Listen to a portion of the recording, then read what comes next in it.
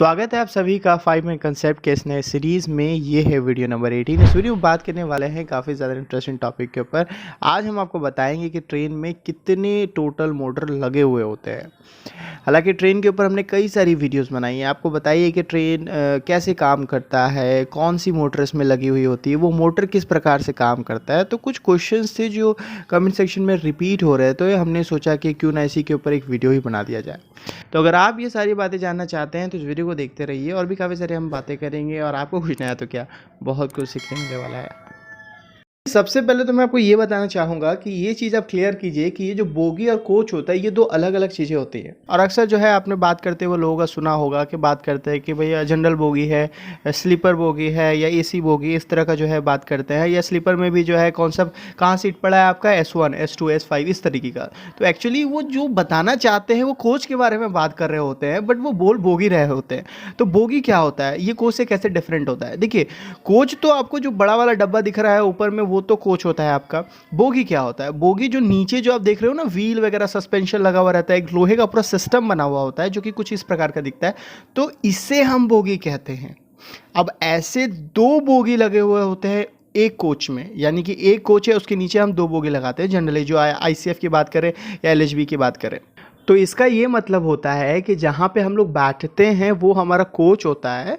जो S1 S2 S3 जो sleeper class की आप बात कर रहे हैं, तो ये सारे कोच है। तो अब ये मत पूछिएगा कौन से बोगी में जो है आपका सीट पड़ा, कौन से कोच में सीट पड़ा, ये पूछेगा।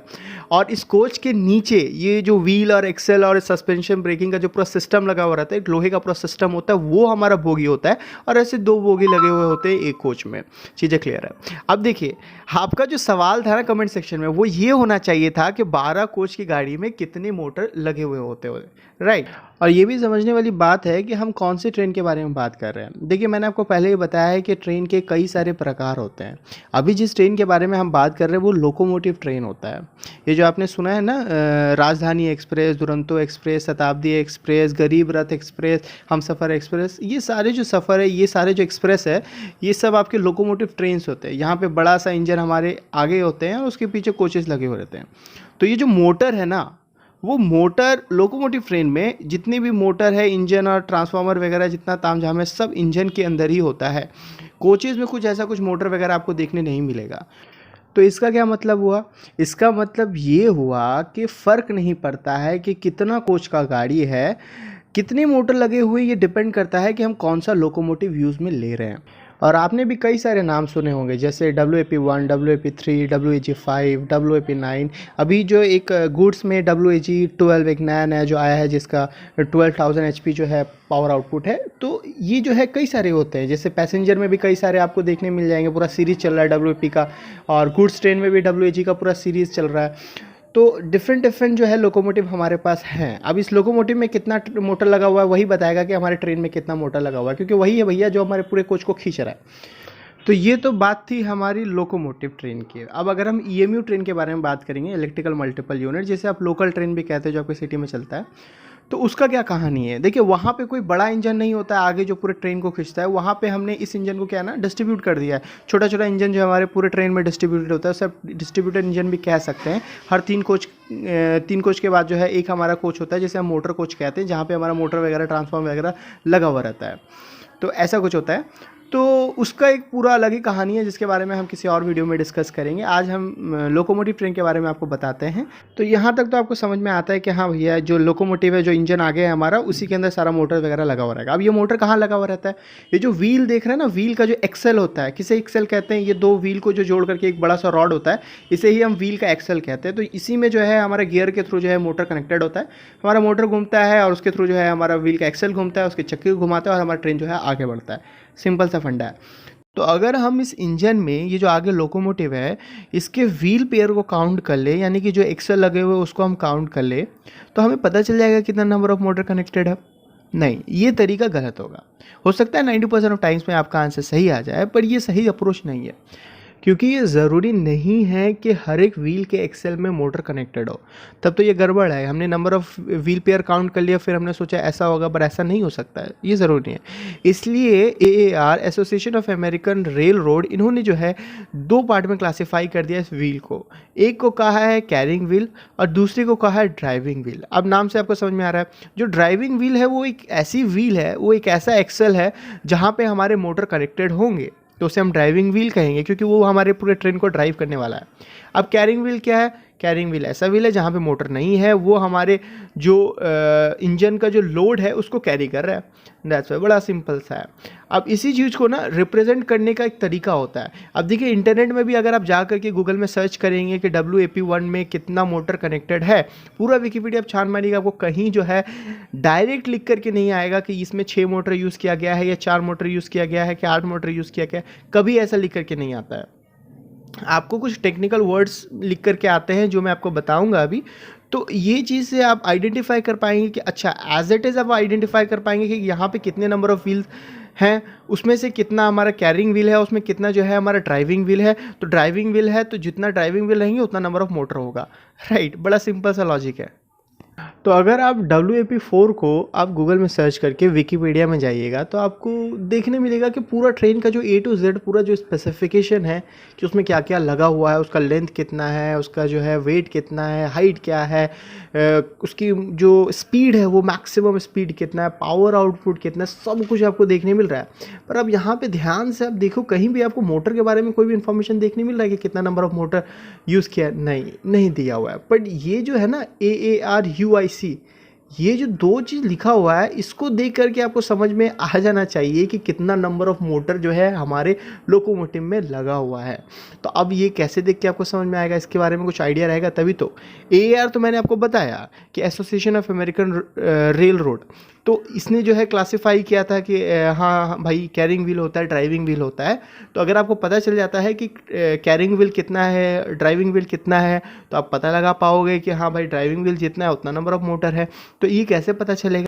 तो इसको हम अल्फ़ाबेट्स और नंबर की मदद से जो है रिप्रेजेंट करते हैं। तो जैसे C' आपको दिख रहा है, अभी आपको समझ में नहीं आ रहा होगा, बट मैं इसका 1 मिनट में जो है आपको बेसिक्स बताता हूँ। फिर उसके बाद आप देखो फटाफट जो है अब खुद जो है सारा जो है सर्च कर करके जो है फटाफट सबका देख देख के आप खुद मुझे बताओगे कि भैया कितना कितना मोटर्स में लगा हुआ है। सबसे पहला पॉइंट तो ये है कि जो कैरिंग व्हील होता है उसको हम नंबर से रिप्रेजेंट करते हैं।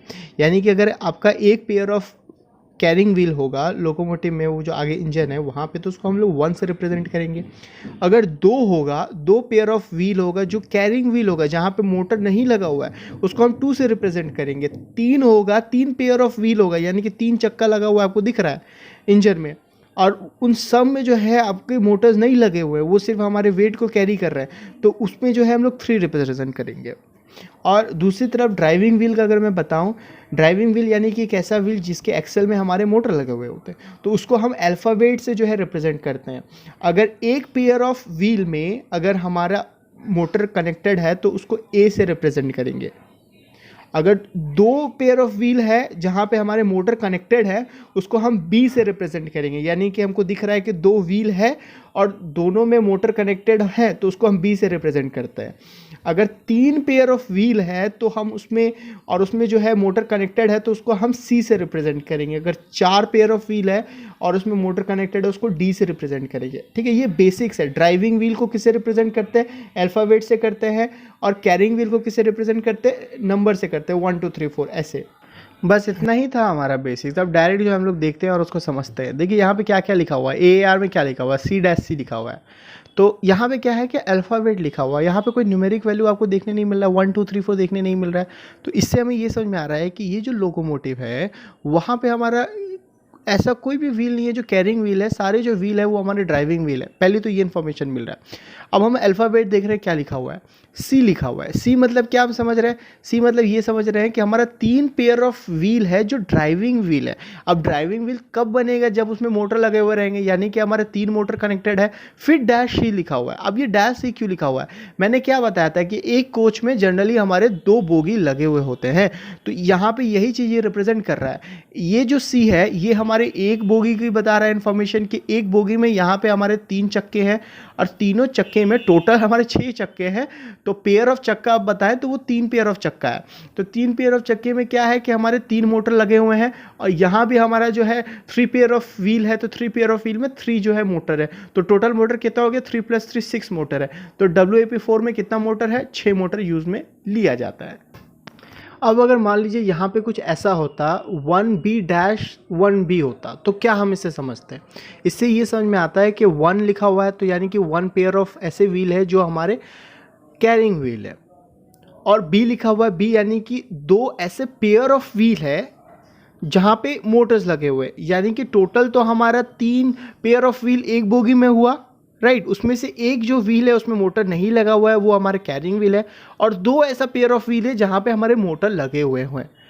तो ऐसे ही हमारे पास और एक बोगी है, वहाँ पे भी सेम केस है। मतलब टोटल हमारे पास यहाँ पे कितना हो गया, 4 मोटर हो गया, और टोटल नंबर ऑफ जो व्हील है हमारे कितने हो गए, यहाँ पे हमारे 6 पेयर ऑफ व्हील हो गए।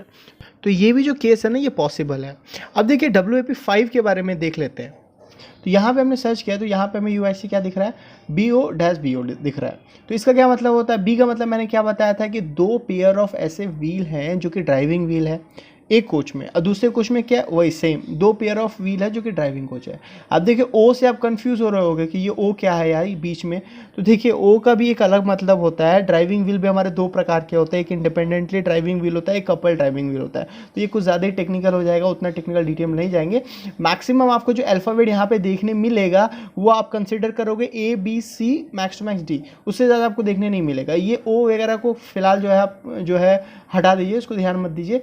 जो B आपको दिख रहा है उसको ध्यान दीजिए। तो B का क्या समझ में आ रहा है, समझ में आ रहा है एकदम क्लियर कि यहाँ पे 2 पेयर ऑफ ऐसे व्हील हैं जो ड्राइविंग व्हील है एक कोच में, यानी कि आपकी एक कोच में 2 व्हील है, पेयर ऑफ व्हील है, यानी कि टोटल 4 व्हील है। वहाँ पे जो है 2 मोटर आपको देखने मिलेगा, और यहाँ भी सेम केस, मतलब टोटल आपको जो है यहाँ पे 4 मोटर देखने मिलेगा, और टोटल पेयर ऑफ व्हील कितना है, 4 पेयर ऑफ व्हील। समझ में आ रहा है कितना ईजी है। तो इसी तरीके से आप व्हील के अरेंजमेंट को देख करके पता लगा सकते हैं कि एग्जैक्टली कितने मोटर जो है लोकोमोटिव में यूज़ किए गए हैं। अब देखिए ज़्यादातर जो है ना 6 मोटर यूज़ में लिया जाता है, पर कुछ जो लोकोमोटिव है जैसे WAP5 आपने देखा उसमें हम लोग 4 मोटर यूज़ में ले रहे हैं, वैसे WAG3 में जो है 4 मोटर यूज़ में लिया जाता है। और मुझे आप कमेंट सेक्शन में आप बताएंगे WAG12 में कितना मोटर यूज़ में लिया जा रहा है, उसका कुछ जो है व्हील अरेंजमेंट कुछ इस प्रकार का है। तो मैं आपको हिंट दे दूं कि मोर देन 6 मोटर इसमें यूज़ में लेते हैं। अब कितना है वो आप मुझे कमेंट सेक्शन में बताएंगे। मैंने कोशिश किया कि यहाँ से एक नए कंसेप्ट के बारे में आपको बताने की कोशिश की है कि व्हील अरेंजमेंट क्या होता है, ये AAR क्या होता है, और ड्राइविंग व्हील और कैरिंग व्हील किसे कहते हैं। उम्मीद है आपको ये वीडियो जो है इन्फॉर्मेटिव लगी होगी, आपको कुछ यहाँ से सीखने मिला होगा। अगर आपको ये वीडियो पसंद है तो इसे लाइक करके बताएं, और कोई सवाल रह गया हो तो मुझे कमेंट सेक्शन में बताएं। मिलते हैं ऐसे किसी वीडियो में, till then take care, bye bye.